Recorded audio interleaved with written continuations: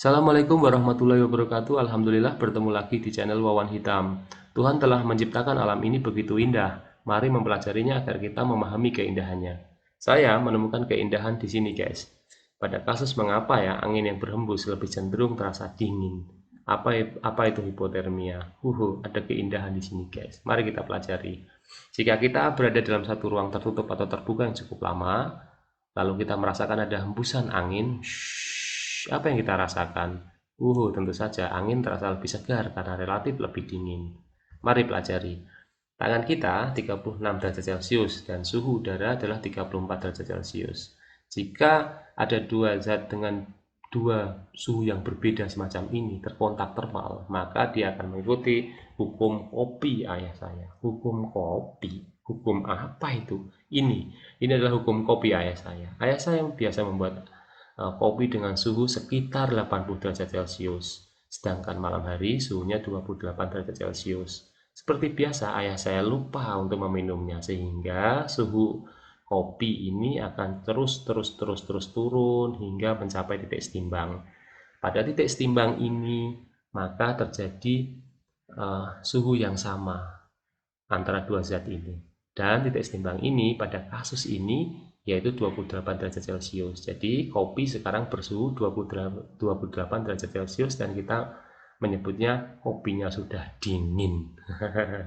Apa yang terjadi, guys? Ini yang terjadi. Energi itu tertransfer dari kopi 80 derajat Celcius menuju udara 28 derajat Celcius. Energi yang ditransfer ini disebut dengan kalor. Dan sampai waktu tertentu maka titik setimbang terjadi, sudah tidak lagi terjadi aliran energi ini. Nah, ini adalah hukum ke-0 termodinamika, guys. Ini juga terjadi pada tangan kita, guys. Maka suhu lebih tinggi 36 derajat Celcius akan mengeluarkan energi, guys. Tangan kita akan mengeluarkan energi ke udara dan ini akan terus-menerus terjadi hingga pada satu waktu maka udara di sekitaran ini akan bersuhu 36 derajat Celcius. Loh, kenapa tidak tubuh kita yang mengikuti suhu di ruangan seperti ini, di luar seperti ini, guys? Karena ini hebatnya tubuh kita. Tuhan telah menciptakan aliran darah dengan suhu yang konstan, guys. Jika suhu ini turun sedikit maka terjadi penggumpalan, maka darah tidak mengalir secara lancar. Oleh karena itu, tubuh akan mempertahankan suhu 36 derajat Celcius ke atas hingga sampai 37 derajat Celcius, guys. Nah, dengan cara apa? Pembakaran makanan yang menghasilkan panas. Dan ini didistribusikan ke seluruh tubuh, guys. Panas yang terjadi ini untuk mempertahankan suhu 36 derajat Celcius sehingga aliran darah mengalir lancar. Karena itu udara akan cenderung diberikan energi terus-menerus hingga mengalami peningkatan suhu menjadi 36 derajat Celcius. Ini terbukti ketika kita duduk terlalu lama lalu kita bangkit dari tempat duduk. Coba lihat, raba itu tempat duduknya. Maka kita akan merasakan hangat di tempat duduk itu. Nah, karena itu, guys, kalau kita berada di dalam satu ruangan ber-AC terus-menerus atau di suhu dingin ya, guys, ya, di gunung, maka akan banyak energi yang akan kita keluarkan. Dan efeknya apa? Kita akan cepat lapar. Cepat lapar adalah alarm agar proses pembakaran terjadi dan proses panas juga akan energi panas ya, guys, dibutuhkan untuk membuat suhu di seluruh tubuh kita terjaga. Oke, guys. Lalu apa yang terjadi jika kita suhu di sekitar udara ini sudah 36 derajat Celcius mendekati ya, guys, ya. Dan ketika angin bertiup, apa yang terjadi? Ternyata udara yang bersuhu mendekati 36 derajat Celcius tadi terbawa oleh angin. Nah, sensasi segar atau dingin terasa karena apa?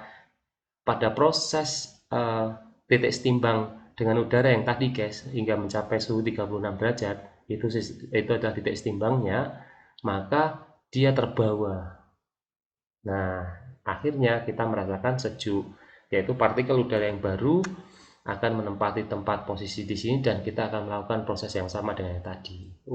Ternyata itu ya. Jadi kesegaran muncul karena titik setimbangnya bergeser tadi ya, guys, ya. di bawah angin. Nah, ini bisa lebih bahaya guys, jika kita seperti ini guys. Jika kita mandi terlalu sore, ini adalah kasus hipotermia ringan. Jika kita mandi terlalu sore, maka suhu air kolah itu lebih cenderung dingin guys, yaitu 27 derajat. Apa yang terjadi? Jika ini terjadi, maka yang terjadi adalah proses keluarnya energi begitu besar dan air ini turun sehingga air baru masuk lagi ke sini kita transfer lagi energinya guys.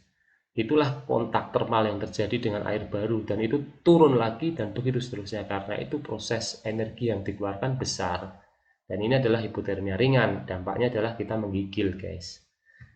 Hipotermia berat juga bisa terjadi di sini guys, kapal Titanic. Jika kita terjun ke air yang dingin sekali 4 derajat Celcius, maka energi yang dikeluarkan sangat besar sekali.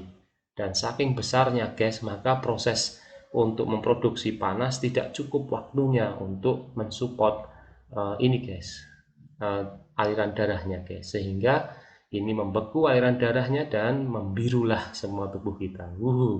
Kali ini bisa kita hindari guys dengan ini. Kita mempelajari ini agar kita bisa memahami keindahannya. Ini guys, semua proses timbang menuju proses timbang itu membutuhkan waktu guys. Karena itu jika kita di malam hari mandi boleh saja kalau terpaksa. Tapi dengan syarat kita harus membatasi waktu kontak termal dengan air secepat mungkin. Gitu ya. Itu bisa kita lakukan, atau ya kita membuat airnya tidak 27 derajat Celcius, tetapi kita hangati dulu, kita panaskan di kompor hingga mencapai suhu yang ideal untuk kita. Oke guys, itu adalah analisa hari ini. Kita ketemu lagi di analisa-analisa alam lainnya yang lebih menarik dan gokil. Jangan lupa subscribe ya guys, biar tambah semangat dan tidak ketinggalan update video berikutnya. Assalamualaikum warahmatullahi wabarakatuh.